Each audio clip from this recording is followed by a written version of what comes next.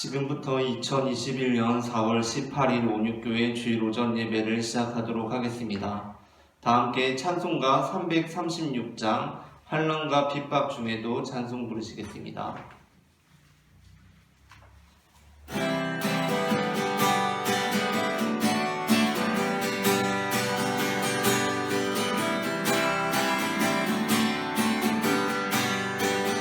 환난과 핍박 중에도 성도는 신앙 지켰네. 이 신앙 생각할 때에 기쁨이 충만하도다. 성도의 신앙 따라서 죽도록 충성하겠네. 복중에 매인 성도나 양심은 자유 얻었네. 우리도 고난 받으면 죽어도 영광 되도다. 성도의 신앙 따라서 죽도록 충성하겠네. 성도의 신앙 본받아 원수도 사랑하겠네. 인자한 언어의 행실로 이 신앙 전하리라. 성도의 신앙 따라서 죽도록 충성하겠네.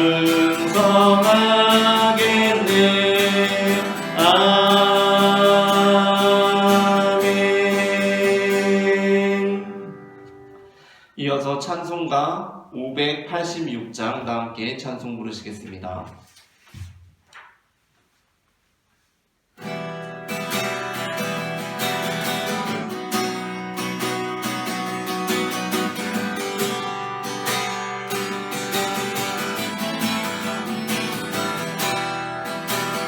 어느 민족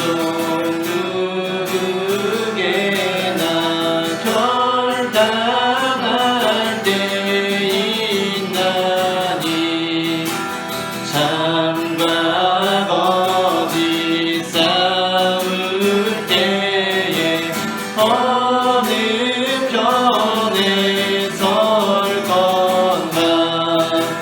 주가 주신 새 목표가 우리 앞에 보이니 빛과 어둠 사이에서 선택하며 살리라. 고상하고 아름답다. 진리 편에 서느니 진리 위에 억압받고 명예이익 잃어도 비겁한 자 물러서나 용감한 자 그세게 낙심한 자 돌아오는 그날까지 서리라. 순교자의 빛을 따라 주의 뒤를 쫓아서 십자가를 등에 지고 암만 향해 가리라. 새 시대는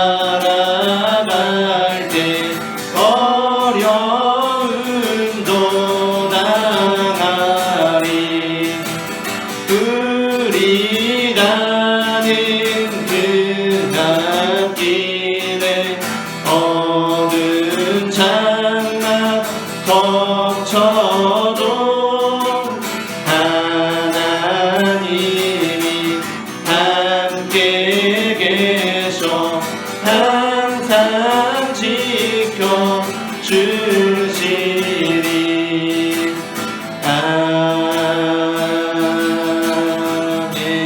아멘. 교회 소식을 전하도록 하겠습니다. 오늘 주일 오전 예배는 사전 녹화하여 비대면 온라인 예배로 드리며, 사전 녹화 현장에는 좌석수의 20% 이내의 인원이 참석하고 있음을 알려드립니다. 금주간에는 월요일부터 수요일까지, 그리고 금요일에 평일 오전 예배가 있습니다. 목요일에는 평일 오전 예배가 없습니다. 다 함께 찬송가 291장 찬송 부르시겠습니다.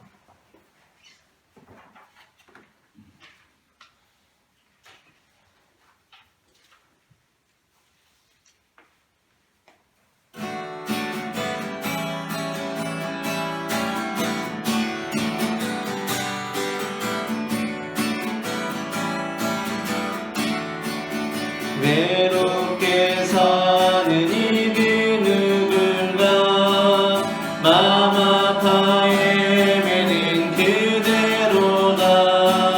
십자가 영틀에 너 위에 상하신 하나님 독생자 왜 잊었나. 오직 주 예수님 널 돌보신다. 예수님 널 사랑해. 손잡아 내 길 인도하시는 사랑의 주 예수. 오 하나님, 외로워 사는 이 그 누군가 친구를 잃은 이 그대로라. 모두 널 버려도 내 죄를 속하신 주 예수 참 친구 왜 잊었나. 오직 주 예수님 널 돌보신다. 오직 주 예수님 널 사랑해. 손잡아 내 길 인도하시는 사랑의 주 예수. 오 하나님, 사망을 이기신 능력의 주 내 곁에 늘 계신 왜 모르나. 주 말씀 따라서 사는 이 누구나 외롭지 않으며 즐거우리. 오직 주 예수님 널 돌보신다. 오직 주 예수님 널 사랑해. 손잡아 내 길 인도하시는 사랑의 주 예수. 오 하나님. 아멘. 다윗이 손에 막대기를 가지고 시내에서 매끄러운 돌 5을 골라서 자기 목자의 제구 곧 주머니에 넣고 손에 물매를 가지고 블레셋 사람에게로 나아가니라. 아멘.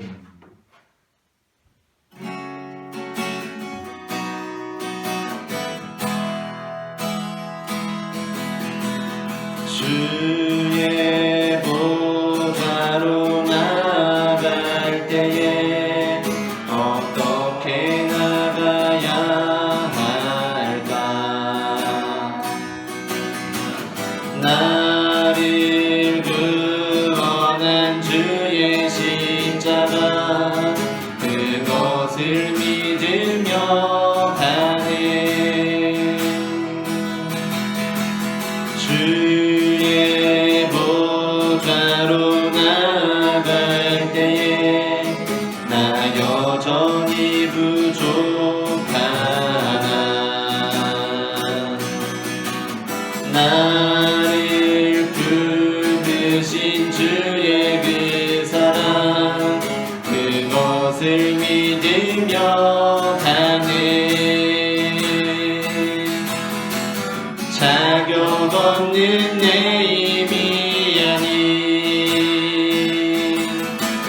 오직 예수님의 보혈로 자격 없는 내 힘이 아닌 오직 예수님의 보혈로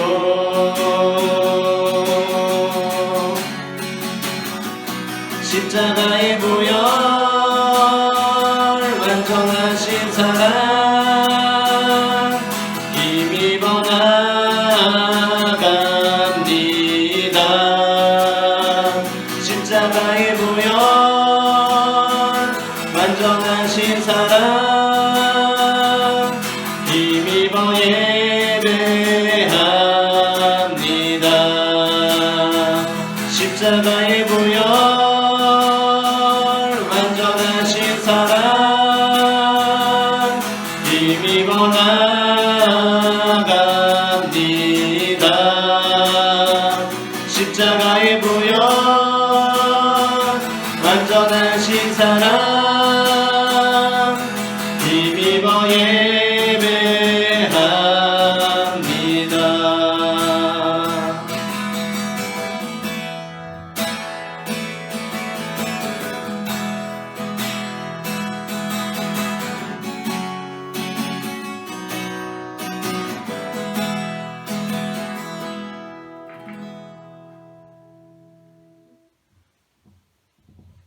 다 같이 기도드리겠습니다. 사랑과 은혜가 풍성하신 하나님 우리 아버지, 주의 선함과 인자하심을 찬송합니다. 주께서 우리를 하나님 형상대로 만드시고 기르시며 지켜 인도 보호하시니 우리는 주님의 것이요 주의 기르시는 양으로서 주님의 사랑과 은혜로 처음부터 지금까지 존재합니다. 이제도 주께서 우리를 부르시고 예배의 자리로 인도하시오니 우리가 주의 은혜를 힘입고 주 앞에 나와 감사와 찬송으로 주를 노래하며 주의 말씀으로 영의 풍성한 양식을 먹게 하시니 감사드립니다. 우리의 모든 죄를 용서하시고 구원의 길로 인도하시는 하나님 우리 아버지, 인간이 하나님을 떠나 마귀의 자녀가 되어 죄 가운데 있을 때에 독생자 예수 그리스도를 통하여 우리를 그곳에서 건지시고 이제 하나님의 자녀로 살게 하셨나이다. 1만 달란트 빚진 자를 아무 대가도 요구하지 않고 탕감하여 준같이 우리의 모든 죄 용서하시고 거룩한 하나님의 백성으로 삼으셨으니 과연 하나님은 이스라엘을 애굽에서 택하여 건지신 이시요 에스골 골짜기의 마른 뼈들을 주의 군사로 부르신 살아계신 여호와 우리 주 하나님이시니이다. 원하고 기도하오니 우리가 주님만 붙잡고 부활의 소망으로 살게 하옵소서. 백된 날이 온 빚진 형제를 탕감하고 7번씩 70번이라도 용서하는 저희들이 되게 하옵시고, 주님 저들과 온전히 하나 되는 주님과 하나 되는 저희들 되도록 인도하여 주옵소서. 그럼에도 저희들은 여전히 광야 같은 길을 가고 있습니다. 건강의 문제, 자녀의 문제, 직장의 문제, 사람과의 문제 등으로 닥치는 상황마다 어렵게만 보아집니다. 하나님의 인도하심 가운데 있으면서도 믿음 안에 거하지 못하는 우리를 불쌍히 여기시고 오직 믿음을 더하여 주옵소서. 모든 상황 가운데 쉬지 않고 기도하는 즐거움과 주님과의 교통을 통한 기쁨과 하나님 주시는 부요함으로 차고 넘치는 복된 삶이 되게 하옵소서. 코로나 상황을 통해 우리에게 절제의 열매를 허락하신 하나님 우리 아버지, 아버지를 떠난 둘째 아들이 허랑방탕했다가 돌아왔을 때 그를 맞아 잔치하던 아버지처럼 온 인류가 하나님을 떠나 향락제일주의에 떨어져 방탕하다가 이제 코로나를 만나 돌이키고 하나님을 부르며 다시 돌아오게 하시며 믿는 자 한 사람 한 사람이 골방 기도를 통한 하나님의 만남으로 돌아오게 하셨나이다. 이 모든 것이 하나님의 은혜요 인류의 구원의 하나님의 섭리임을 믿고 감사하나이다. 이 나라와 교회들과 지구촌의 온 인류가 하나님의 구속의 은총으로 나음받고 마귀 사단의 권세에서 벗어나 하나님께 돌아오는 부활의 역사가 있게 하옵소서. 모든 나라와 권세와 능력과 존귀와 영광이 다 주님의 것임을 고백하고 선포하며 이 모든 말씀을 우리의 많은 빚 다 탕감하시고 용서하신 예수 그리스도 이름으로 기도하옵나이다. 아멘.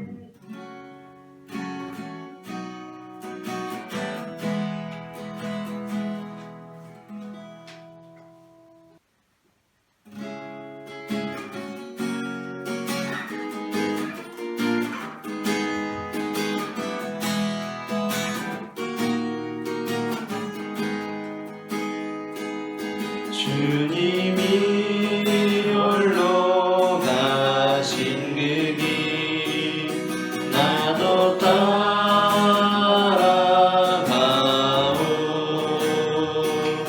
모든 물과 피를 흘리신 그 길을 나도 가오.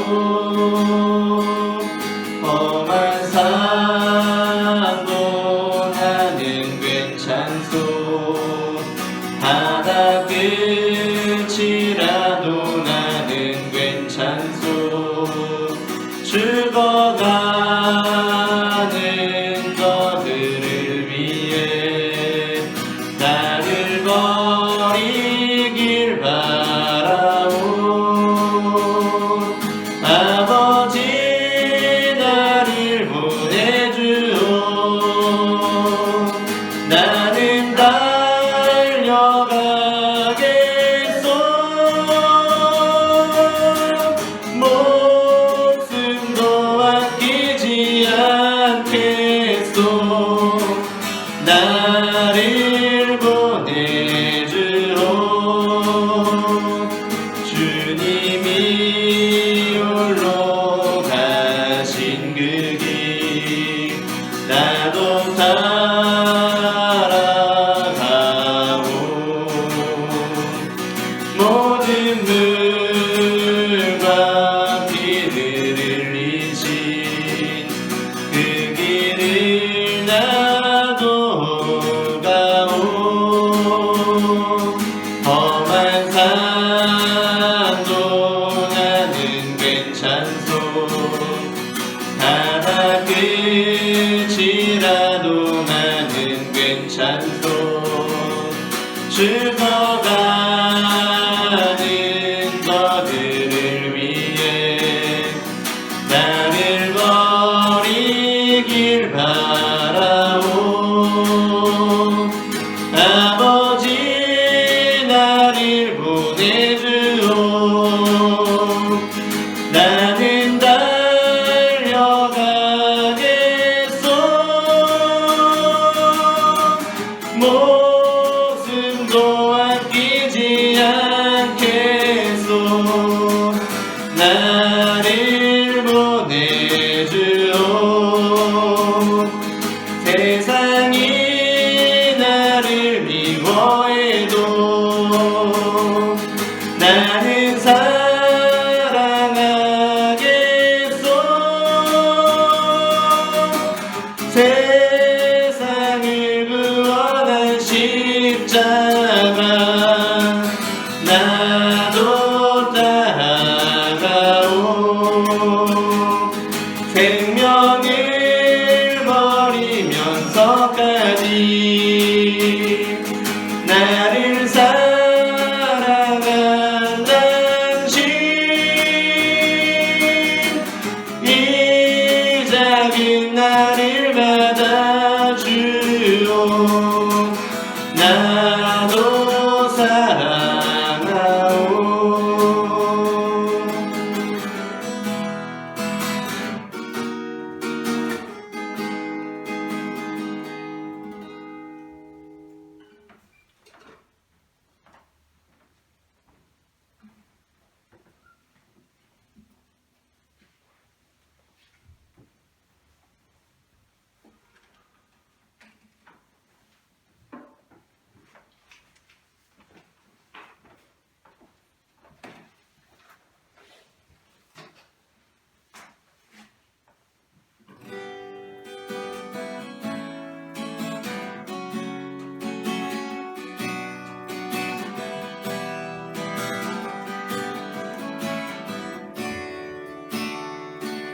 내 모습 이대로 사랑하시네. 연약한 그대로 사랑하시네. 나의 모든 발걸음 주가 하시나니 날 인도하소서. 내 모습 이대로 사랑하시네 연약한 그대로 사랑하시네 나의 모든 발걸음 주가 하시나니 날 인도하소서 주의 날개 아래 거하는 것 주의 임재 안에 거하는 것 나의 가장 큰 소망 나의 가장 큰 은혜 주와 함께 동행하느니 주의 날개 아래 거하는 것 주의 임재 안에 거하는 것 나의 가장 큰 소망 나의 가장 큰 은혜 주와 함께 동행하느니 모든 상황 속에서 주를 찬양할지라 주는 너의 큰 상급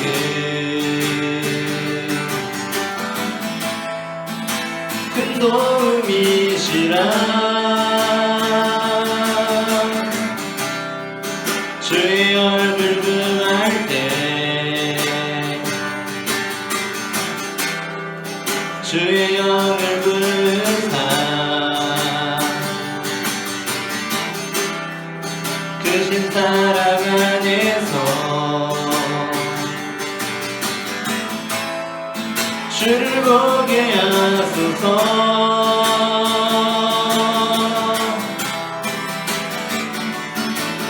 내 영혼이 확정되고 확정되어 싸우니 믿음에 눈들어 주를 바라봅니다 내 영혼이 확정되고 확정되어 싸우니 믿음에 눈들어 주를 바라봅니다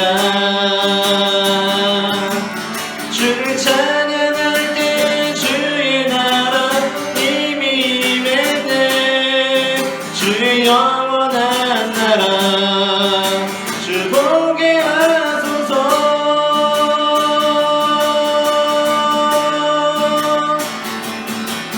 내 영혼이 확정되고 확정되어 싸우니 믿음에 눈들어 주를 바라봅니다 내 영혼이 확정되고 확정되어 싸우니 믿음에 눈들어 주를 바라봅니다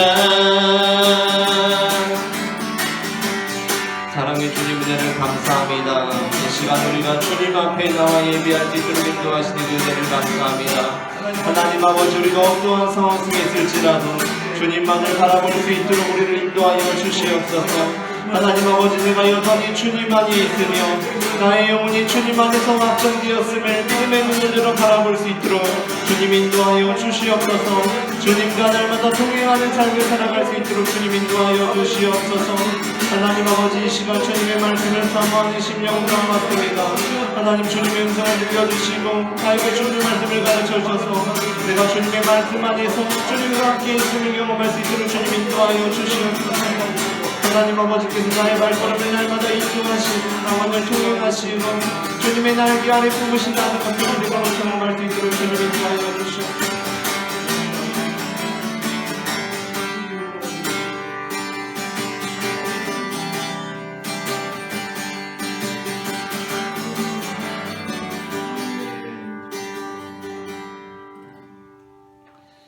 사랑의 하나님 감사합니다. 이 시간 우리가 주님의 말씀 앞에 서게 하시니 감사합니다. 어두움 속에 빛으로 찾아오시는 주님께서 이 시간 넘어지는 나를 잡아주시고 약한 마음을 담대하게 하여 주실 것을 믿음의 눈으로 바라봅니다.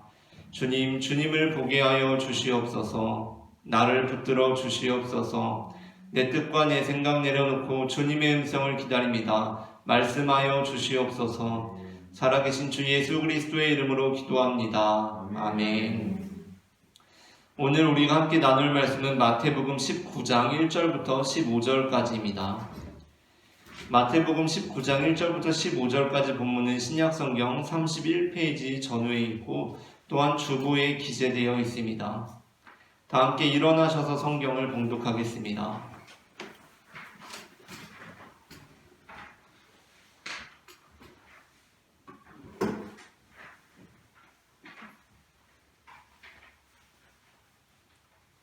성경을 제가 한 절, 여러분이 한 절 교독하도록 하겠습니다.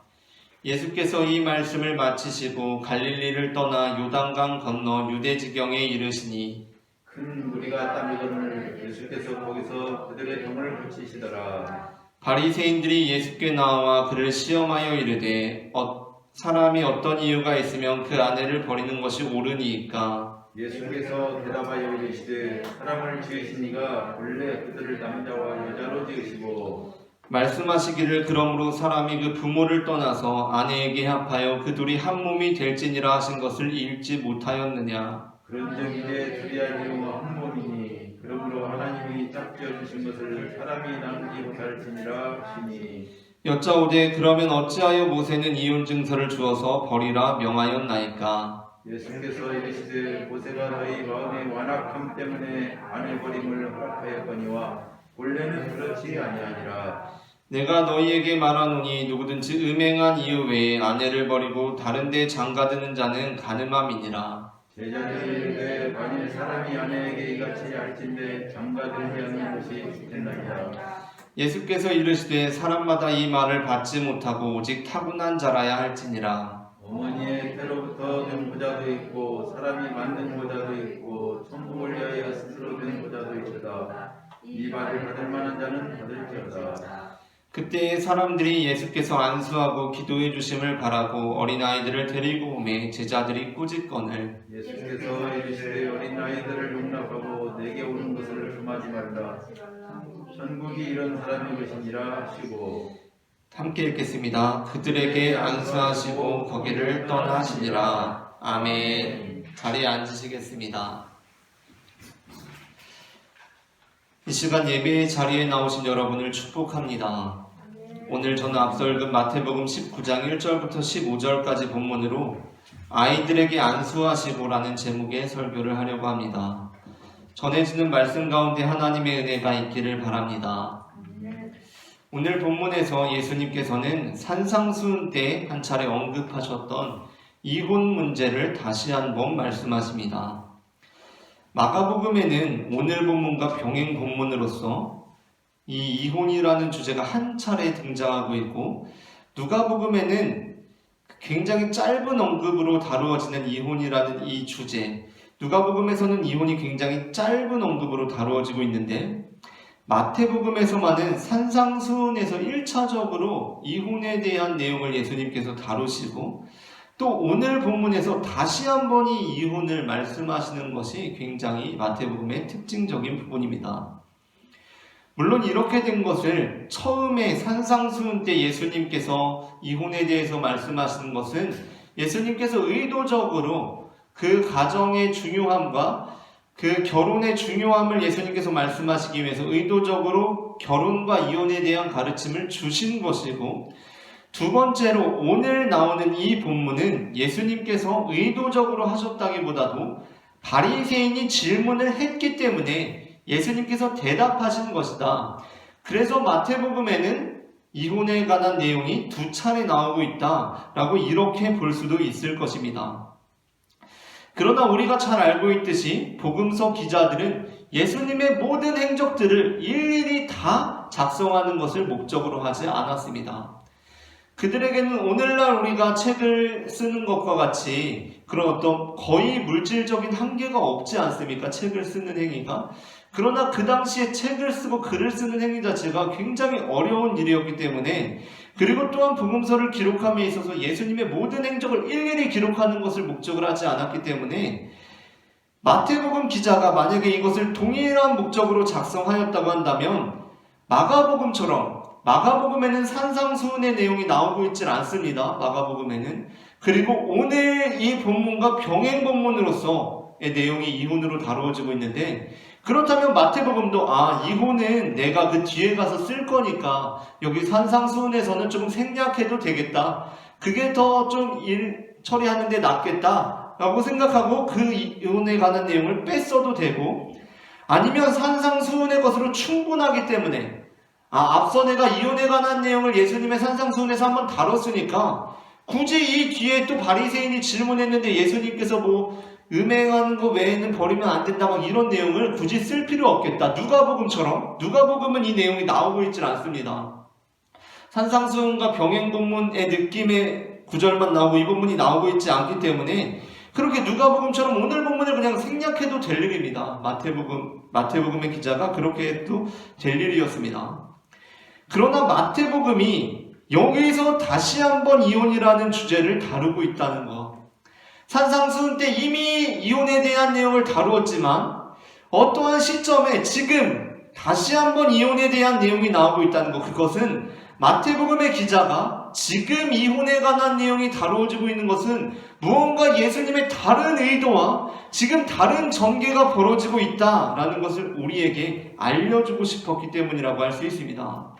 그러니까 마태복음의 지금 이 부분에서 특별히 산상수훈을 전하고 나서 특별히 제가 말씀드리고 싶은 것은 마태복음 14장에서 세례 요한이 죽기 전에 이혼에 관해서 말씀하셨던 것과 지금 산상수훈 전하고 14장 지나고 세례 요한이 죽고 나서 이혼에 관한 메시지를 예수님께서 전하신다는 것, 이것은 완전히 다른 결을 가지고 있는 메시지라는 것입니다.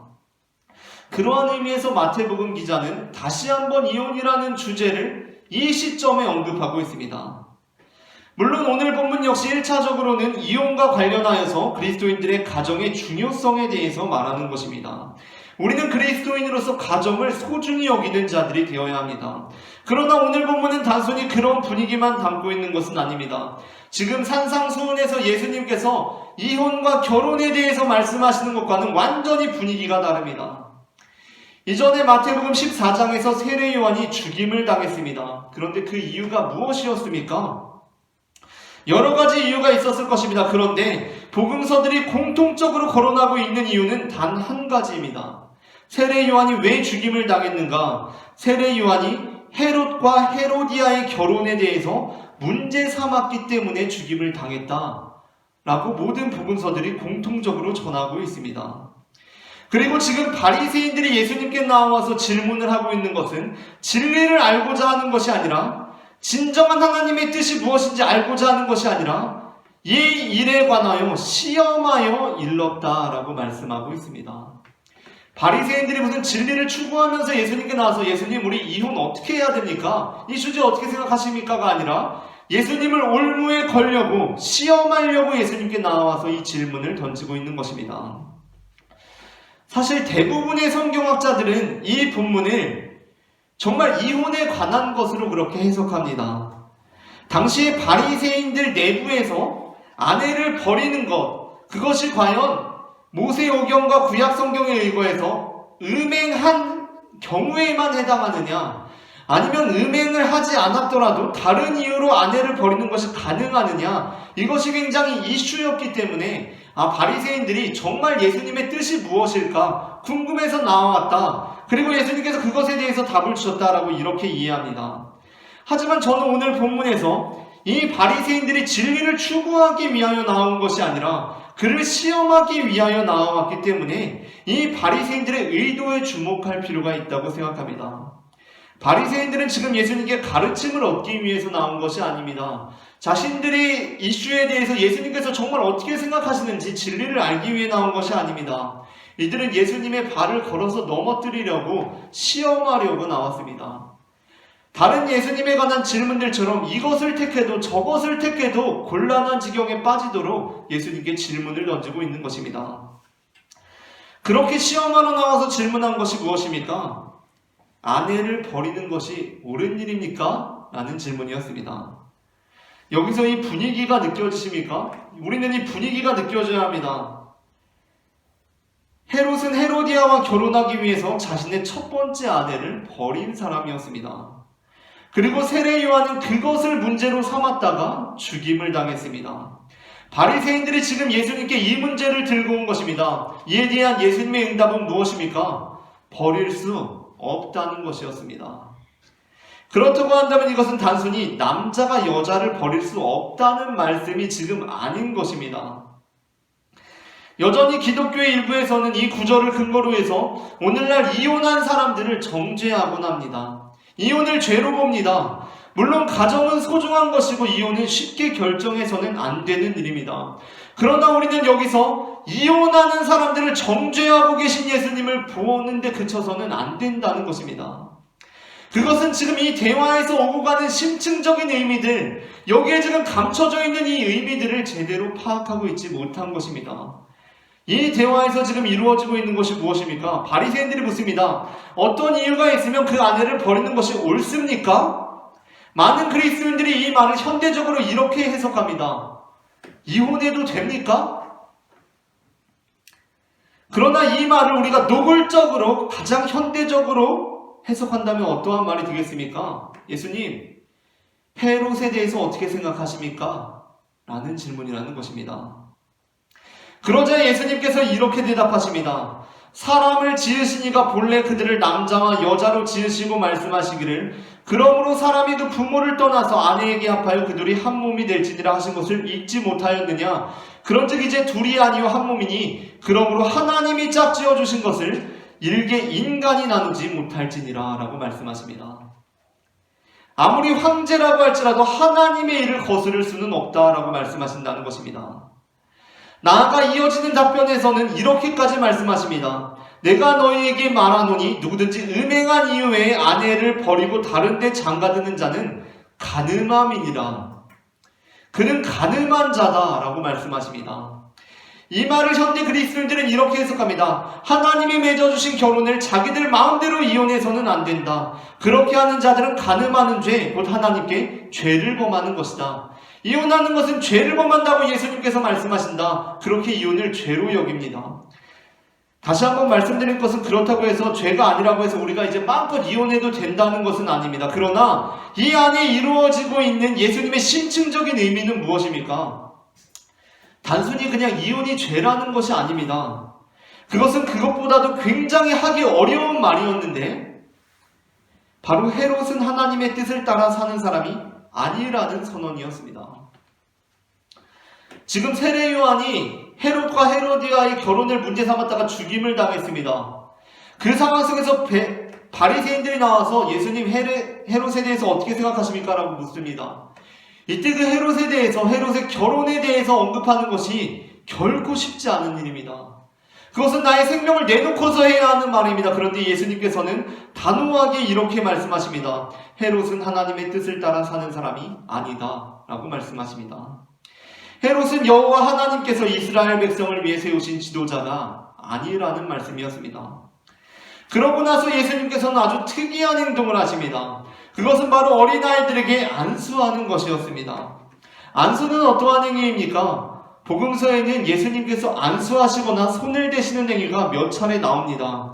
그런데 모두 병을 고치시거나 죽은 사람을 살리실 때 하시는 행위입니다. 그러니까 특별한 목적이 있습니다. 병을 고치거나 죽은 사람을 살릴 때 그에게 손을 대시는 것입니다.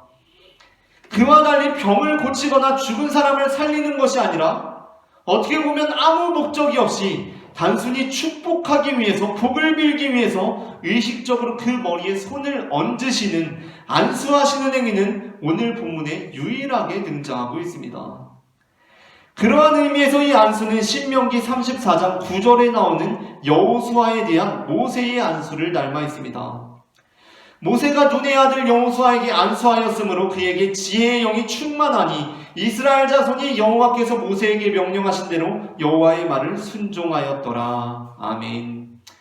이 안수는 지도자의 권위가 전달되는 의미를 가지고 있었던 것입니다. 그런데 그 권위의 전달을 예수님께서 지금 누구에게 하고 계십니까? 어린이들에게 하고 계십니다.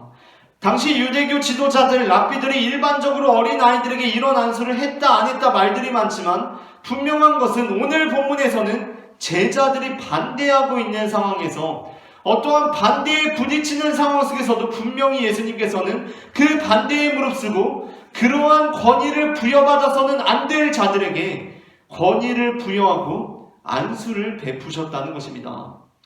그 인원이 적은 것 같지도 않습니다. 지금 예수님께서는 안수를 남용하고 계신 것입니다. 이것이 무엇을 의미한다고 생각하십니까? 세례 요한이 헤롯에 의해 죽임을 당한 것은 헤로디아의 일도 있었지만 그가 세례를 베풀었기 때문이기도 했습니다. 그는 세례를 베푸는 자였습니다. 세례는 회개의 세례였습니다. 그러나 여기에는 헤롯이 불편해야 할 만한 상징이 들어있습니다.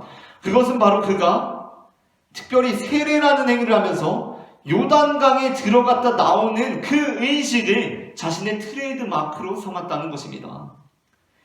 여러분, 사실 어떠한 사람이 회개한다는 의미로서 다른 것을 할 수도 있지 않습니까?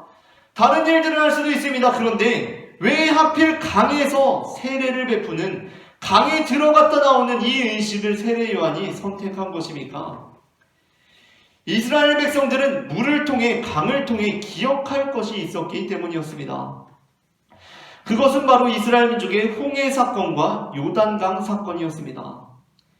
홍해 사건, 요단강 사건은 이스라엘 민족들이 출애굽하면서 우리를 구원하시는 하나님, 제국으로부터 우리를 구원하시는 하나님, 그 사건을 기억하는 것이었습니다. 그러니까 이 유대 땅을 통치하고 있던, 이스라엘 민족을 통치하고 있던 헤롯 입장에서는 어떠한 액션입니까? 굉장히 불편한 상징입니다. 그 물에 들어갔다 나오는 의식이 헤롯 입장에서는 굉장히 불편한 액션이라는 것입니다.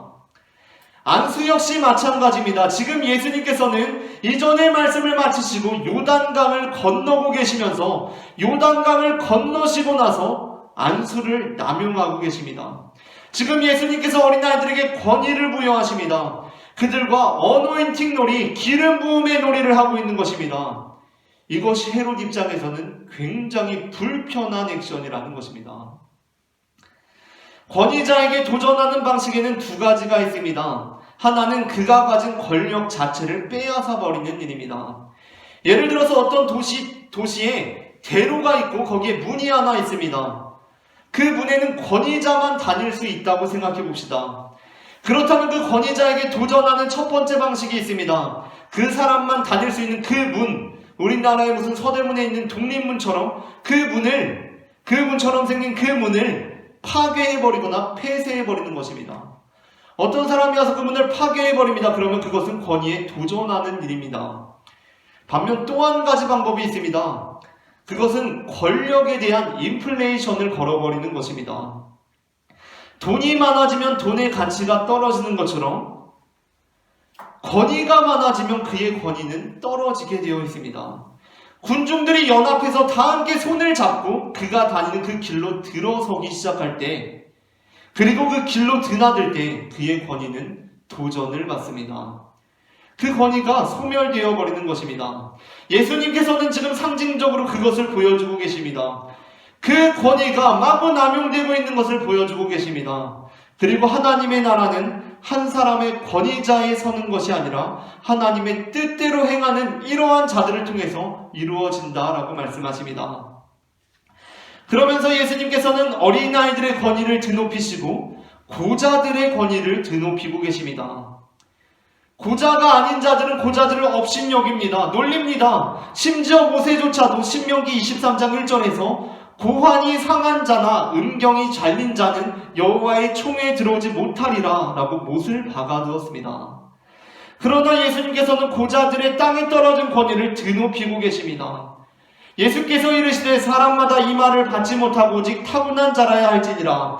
어머니의 태로부터 된 고자도 있고 사람이 만든 고자도 있고 천국을 위하여 스스로 된 고자도 있도다. 이 말을 받을 만한 자는 받을지어다. 아멘. 예수님께서는 지금 고자들의 권위를 드높이고 계십니다. 그런데 사실 고자들의 명예를 회복시키는 구절은 이미 구약 성경에도 기록되어 있었습니다. 이사야 55장 1절부터 5절입니다. 여호와께서 이와 같이 말씀하시기를 너희는 정의를 지키며 의를 행하라. 이는 나의 구원이 가까이 왔고 나의 공의가 나타날 것임이라 하셨도다. 안식일을 지켜 더럽히지 말며 그의 손을 금하여 모든 악을 행하지 아니하여야 하나니 이와 같이 하는 사람, 이와 같이 굳게 믿는 사람은 복이 있느니라.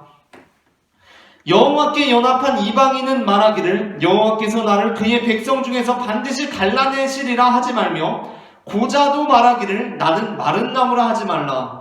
여호와께서 이와 같이 말씀하시기를 나의 안식일을 지키며 내가 기뻐하는 일을 선택하며 나의 언약을 굳게 잡는 고자들에게는 내가 내 집에서 내 성 안에서 아들이나 딸보다 나은 기념물과 이름을 그들에게 주며 영원한 이름을 주어 끊어지지 않게 할 것이며 라고 말씀하고 계십니다. 이처럼 이사야의 말씀이 분명히 있음에도 불구하고 예수님 당시까지도 고자들에 대한 차별이 있었습니다. 고자들에 대한 종교적인 차별이 있었습니다. 그 이유는 이사야보다도 더 위대한 모세의 권위로 인한 것이기도 했지만 또한 고자가 아닌 자들이 이처럼 고자들을 차별하는 구절만을 취사 선택했기 때문이었습니다. 오늘날 기독교에 이혼한 사람들을 마치 죄지은 사람들처럼 보는 경향이 있습니다. 이혼자들을 죄지은 사람들로 여기는 이들은 여기 성경에 음행한 연구 외에 이혼한 사람들 다 가늠한 사람들이라고 써있다라고 이렇게 말합니다. 이 안에서 지금 예수님과 바리새인의 대화에서 어떤 심층적인 내용들이 오고 가고 있는지, 이혼이라는 주제보다도 얼마나 지금 서스펜스한 상황이 연출되고 있는 건지 알지도 못하면서 그냥 표면적인 내용만 알고 그렇게 상처 주는 말들을 아무렇지도 않게 합니다. 물론 쉽게 이혼해서는 안 됩니다. 그러나 우리가 이혼한 사람들을 죄인 취급하는 그 1차적 이유에 대해서 곰곰이 생각해 볼 필요가 있습니다. 우리가 이혼한 사람들을 죄인 취급하는 그 이유가 무엇입니까? 우리 결혼해서 이혼하지 않고 살고 있는 우리가 이혼한 사람들을 죄인 취급하는 그 1차적인 이유가 무엇입니까? 예수님께서 그렇게 말씀하셨기 때문입니까? 정말 예수님께서 그렇게 말씀하셨기 때문입니까? 성경이 그렇게 말하고 있기 때문입니까? 정말 성경이 그렇게 말하고 있기 때문입니까? 물론 말라기 2장 14절에서는 너희가 너희 아내를 소중히 여기라 라는 말씀이 있기도 합니다. 그러나 그럼에도 불구하고 우리는 성경이 그렇게 말하기 때문이라고 말할 수 없습니다. 우리가 잘 알고 있듯이 예수님께서는 가늠한 여인을 용서하셨습니다. 그렇다고 한다면 우리가 우리의 신앙을 좀 더 정직하게 돌아본다면 우리가 이혼한 사람들을 죄인 취급하는 이유는 내가 그렇게 말하는 성경만 찾아서 읽었기 때문이고 내가 별다른 수고를 들이지 않고 예수님의 말씀을 그렇게 해석했기 때문이고 그렇게 만든 가장 근원적인 이유는 그냥 내가 이혼 안 하고 잘 살고 있기 때문입니다. 나는 이혼 안 했습니다. 우리 엄마 아빠도 이혼 안 했고 내 자녀들도 이혼 안 했습니다. 버티면서 살고 있는 건지 아니면 죄라서 안 했는지 모르겠지만 아무튼 이혼 안 했습니다. 그래서 어떻습니까? 그래서 이혼한 사람들은 죄인입니다. 나는 이혼 안 했으니까 이혼한 사람들은 죄인입니다. 나는 안 했고 저 사람들은 했으니까 쉽게 죄인이라고 말하는 것입니다. 그러나 우리는 그렇게 생각해서는 안 됩니다. 물론 예수님께서는 지금 헤롯의 이혼으로 인해 그가 하나님의 뜻대로 행하는 사람이 아니라고 말씀하십니다. 그러나 우리는 단순히 이혼을 했다고 해서 하나님으로부터 죄인으로 규정되는 것은 아님을 나누고 있습니다. 그렇다면 헤롯의 이혼은 어떠한 면에서 하나님의 뜻으로부터 벗어나 있는 것입니까? 그의 이혼은 강자가 약자를 버리는 방식의 이혼이었습니다. 오늘 본문에서도 우리가 그것을 느낄 수 있습니다. 바리새인들이 예수님께 나와서 어떻게 질문하고 있습니까?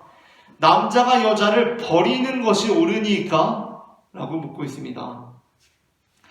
모세는 아내를 버림을 허용했는데 어떻게 생각하십니까? 라고 말하고 있습니다.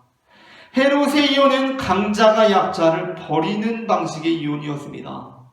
강자가 약자를 버립니다. 아니 90 패스할 때까지 그렇게 뒷바라지를 했는데 90 패스하고 나니까 이제 나 잘 나갈 거라고 그 여자친구를 매몰차게 버립니다.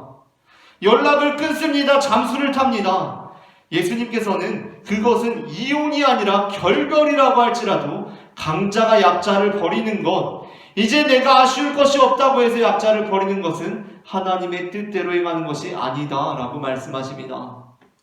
우리를 향한 하나님의 마음은 무엇입니까? 그것은 호세아에 잘 나와 있습니다. 호세아는 하나님으로부터 음란한 여자를 아내로 삼으라는 말씀을 들었습니다. 그녀는 계속해서 음행을 합니다.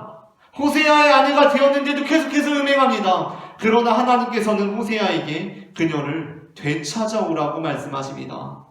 그것을 통해서 하나님께서는 이스라엘 민족을 향한 하나님 아버지의 마음을 깨닫게 하십니다. 아, 음행했네. 야, 다른 잘못이 아니라 음행을 했구나. 마침 이혼해도 되겠구나 라는 것이 아니라 그녀를 되찾아오라고 말씀하신다는 것입니다. 혹시 이혼하신 분들이 계십니까? 예수님의 말씀에 표면적인 것밖에 모르면서 정죄하는 자들의 말들을 귓등으로 들으시길 바랍니다. 하나님께서는 우리의 아버지이십니다. 하나님께서는 이혼한 딸이 친정으로 올 때 그 딸을 안아주시는 친정 아버지보다 더 큰 사랑으로 우리를 안아주시는 분이십니다. 설령 친정 아버지가 내 딸이 이혼했다고 탐탁지 않게 보아도 하나님께서는 그런 친정 아버지가 아니십니다. 이혼한 딸을 친정으로 돌아올 때 넓은 품으로 안아주시는 하나님이라는 것입니다. 반면에 혹시 내가 이제는 이혼해도 손해볼 거 없으니까, 나도 잘 나가니까, 이혼하고 내가 아쉬울 거 없으니까, 내가 강자니까 약자인 나의 배우자를 버리려고 하시는 분이 계십니까? 하나님의 마음을 품으시기를 바랍니다. 하나님께서는 우리를 그런 마음으로 대하시지 않으셨습니다. 하나님께서는 우리를 사랑하신다는 것은 상대적으로 우리보다 좀 더 나음에도 불구하고 우리를 사랑하신다는 것이 아닙니다. 절대적으로 높으신 하나님께서 절대적으로 낮은 우리를 사랑하신다는 것입니다. 그 사랑으로 배우자를 품으시기를 바랍니다. 사도 바울은 고린도전서 7장 10절부터 17절에서 이렇게 말씀하고 있습니다. 결혼한 자들에게 내가 명하노니 명하는 자는 내가 아니요 주시라. 여자는 남편에게서 갈라서지 말고 만일 갈라섰으면 그대로 지내든지 다시 그 남편과 화합하든지 하라. 이 구절의 중간 정도 읽었는데 역시 이 구절을 보더라도 우리가 성경에서 다양하게 말씀하고 있다는 것을 우리가 볼 수 있습니다. 사도 바울은 다시 그 남편과 화합하는 것을 오히려 허용하는 것이 아니라 권하고 있습니다. 그런데 신명기 24장 1절부터 4절에서는 어떻게 말하고 있는가? 사람이 아내를 맞이하여 데려온 후에 그에게 수치되는 일이 있음을 발견하고 그를 기뻐하지 아니하면 이혼 증서를 써서 그의 손에 주고 그를 자기 집에서 내보낼 것이요 그 여자는 그의 집에서 나가서 다른 사람의 아내가 되려니와 그의 둘째 남편도 그를 미워하여 이혼 증서를 써서 그의 손에 주고 그를 자기 집으로 내보냈거나 또는 그를 아내로 맞이한 둘째 남편이 죽었다 하자 그 여자는 이미 몸을 더럽혔은즉 그를 내보낸 전 남편이 그를 다시 아내로 맞이하지 말지니 이 일은 여호와 앞에 가증한 것이니라.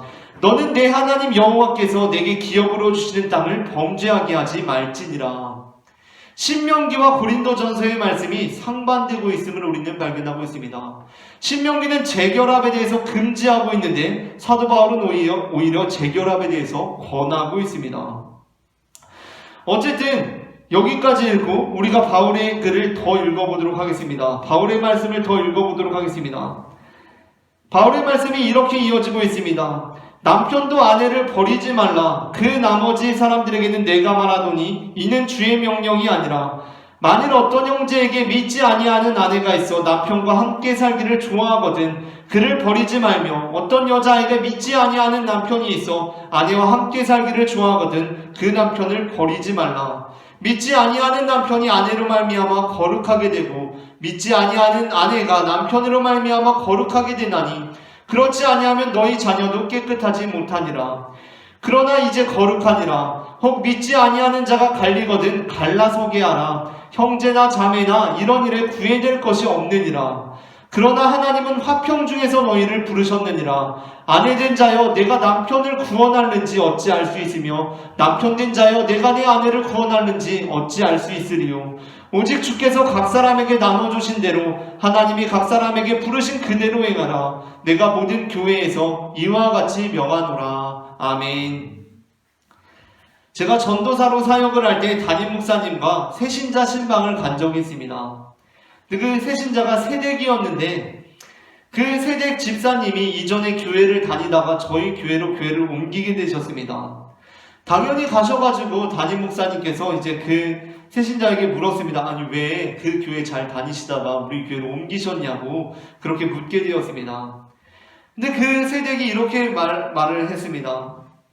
그 교회에 잘 다니고 있었는데 제가 이제 그 교회에서 잘하고 결혼도 하고 이렇게 해서 하는데 그 담임 목사님이 제가 결혼한 이후로 계속해서 제 남편을 비신자라고 부르는 거예요 라고 이렇게 얘기를 하는 것이었습니다.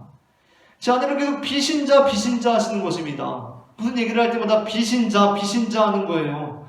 그게 너무나 마음이 속상한 것입니다. 제 남편은 비신자가 아니라 미신자인데 말이에요. 이렇게 말하는 것이었습니다. 그 미신을 믿는다는 것이 아니라 제가 그 뉘앙스를 잘 살펴보니까 그분만의 용어입니다. 미신자. 아직 신자가 아닐 뿐인데 말이에요. 라는 의미에서 미신자인데요. 라고 그렇게 말을 한 것이었습니다. 제가 그 말을 듣고 나서 곰곰이 생각해 보니까 그분이 계속 말씀을 하실 때 제 남편이 믿지 않는 사람이에요 라고 말하는 것이 아니라 아직 믿지 않는 사람이에요 라고 말하는 것을 돌아볼 수 있었습니다. 저는 그분의 그 말을 통해서 그분의 마음에 자신의 남편에 대한 사랑을 느낄 수 있었습니다. 그리고 저는 하나님께서 그 아내를 통하여 그 남편을 결국에는 교회로 인도하실 것이고 설령 그렇지 않다고 하더라도 지금 그렇게 살아가고 있는 그 가정의 모습을 하나님께서 사랑하시고 예쁘게 바라보실 것이라는 생각을 하게 되었습니다. 하나님의 사랑은 이러한 사랑입니다. 우리는 하나님의 나라가 이 땅 가운데 이루어지기를 원한다고 기도합니다. 그렇다면 하나님의 나라가 이 땅 가운데 이루어진다는 것은 무엇입니까? 그것은 먼저 우리가 우리의 목숨을 내놓고서라도, 그러니까 우리 목에 칼이 들어올지라도, 우리가 십자가의 길을 걷게 될지라도 잘못된 것은 잘못된 것이다 라고 말할 수 있는 세상입니다. 예수님께서 바리새인들의 질문을 받게 되었을 때 이제 십자가의 길을 앞에 두고서 그것은 잘못된 것이다 라고 세례 요한과 같이 동일하게 말할 수 있었던 것, 그것이 바로 하나님의 나라를 이 땅 가운데 임하게 하는 것이라는 것입니다. 그리고 또한 하나님의 나라가 온다는 것은 어떠한 것입니까? 강자가 약자를 버릴 때 이거 잘못만 했다가는 내 목이 달아나게 생겼으니까 어떻게든 그 사람 비위상하지 않게 하려고 이혼해도 꼭 죄는 아닐 거다 라고 애둘러 말하는 것이 아니라 하나님이 짝지어 주신 것을 사람이 나누지 못할 것이니라 라고 말하는 자들이 되는 것, 그것이 바로 하나님의 나라가 이 땅 가운데 오는 것입니다. 그러나 또한 하나님의 나라가 이 땅 가운데 온다는 것은 죄인인 줄로만 알았던 이들이, 고자인 줄로만 알았던 이들이, 어린아이인 줄만 알았던 이들이 명예회복이 되는 것입니다. 그냥 딱 이혼이라는 기준 세우고 너는 이혼 안 했으니까 괜찮고 너는 이혼했으니까 죄인이고 이렇게 하는 것이 아니라 그냥 고자라는 기준이 딱 있고 고자니까 너는 여호와의 총회에 못 들어오고 너는 아니니까 들어올 수 있고 이런 것이 아니라 그들 소외되었던 사람들이 받아들여지고 품어지는 세상, 그것이 바로 주님의 나라가 이 땅 가운데 임하는 것이라는 것입니다. 이처럼 하나님께서는 반대를 무릅쓰고 어린아이들에게 안수를 베푸시며 그들의 명예를 회복시키시는 분임을 저는 마태복음 19장 1절부터 1절부터 15절 말씀을 근거로 고백합니다. 아멘. 오늘 전해진 말씀 가운데 하나님의 은혜가 임했기를 바랍니다. 이 시간에는 우리 함께 찬양하길 원합니다. 마라나타라는 곡을 함께 부르시겠습니다.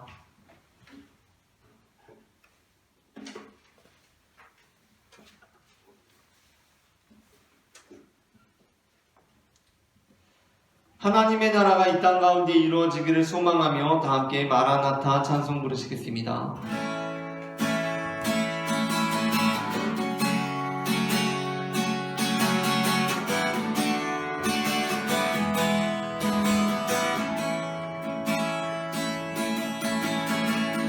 마라나타 주 예수여 어서 오시옵소서. 땅의 모든 끝 모든 족속 주를 찬송하게 하소서. 마라나타 주 예수여 어서 오시옵소서. 모든 열방이 주께 돌아와 춤추며 경배하게 하소서. 우리 주님 다시 오실 길을 만들자. 십자가를 들고 땅끝까지 우린 가리라. 우리 주님 하늘 영광 온 땅 덮을 때 우린 땅끝에서 주를 맞으리. 마라나타 마라나타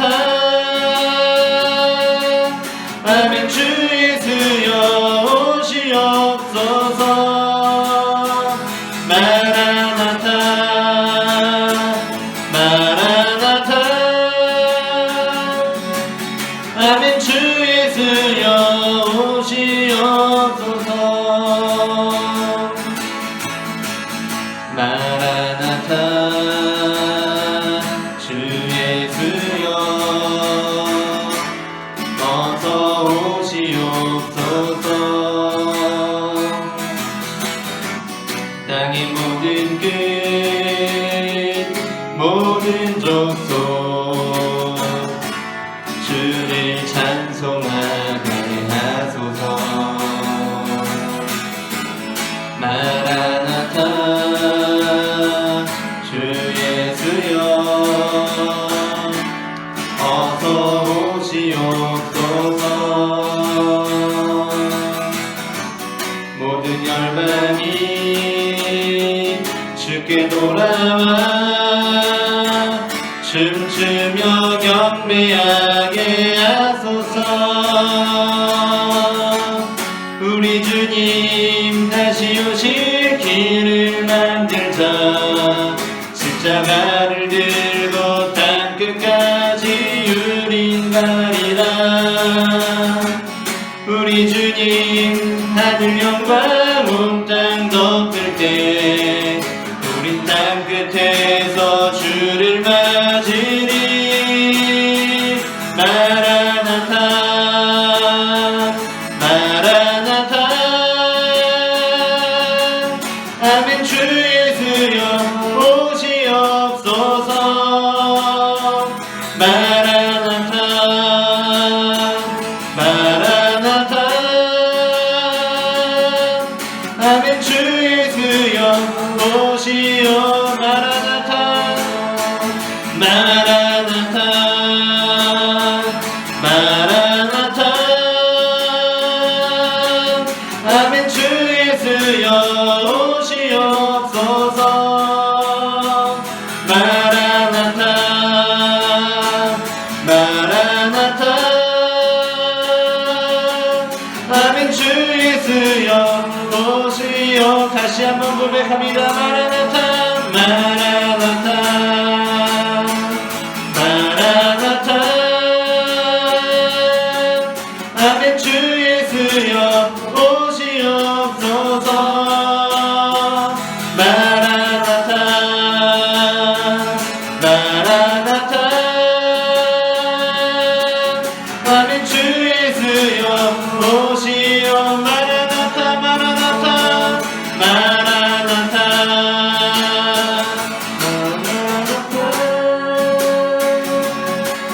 아멘. 주 예수여 오시옵소서. 마라나타 마라나타 아멘. 주 예수여 오시옵소서. 주시옵소서. 이 시간에 우리 함께 기도하길 원합니다.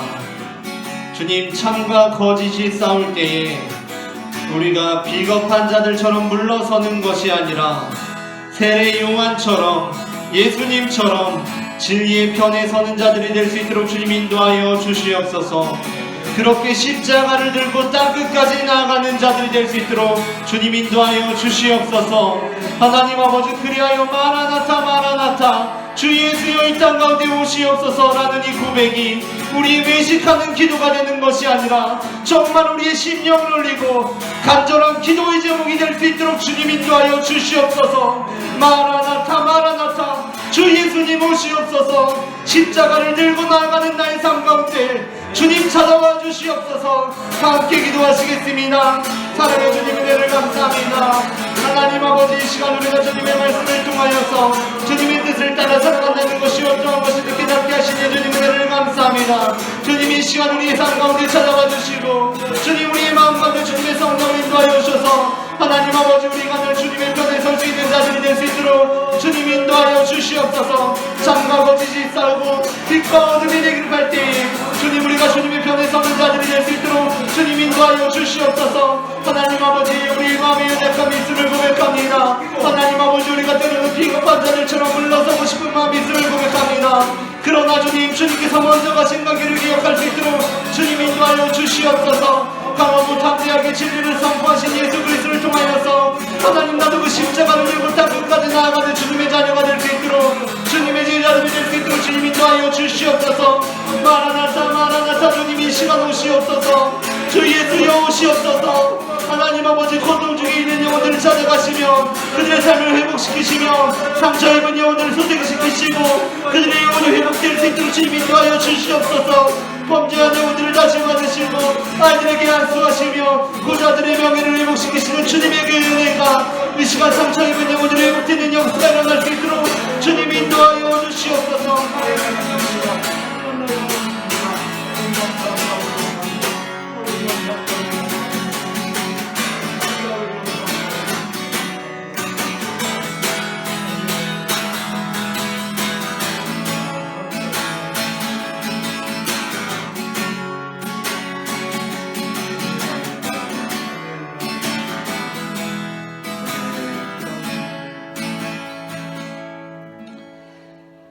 우리를 사랑하시는 하나님, 이 시간 우리에게 주님의 손을 얹으사 하나님의 사랑을 깨닫게 하시니 그 은혜를 감사드립니다.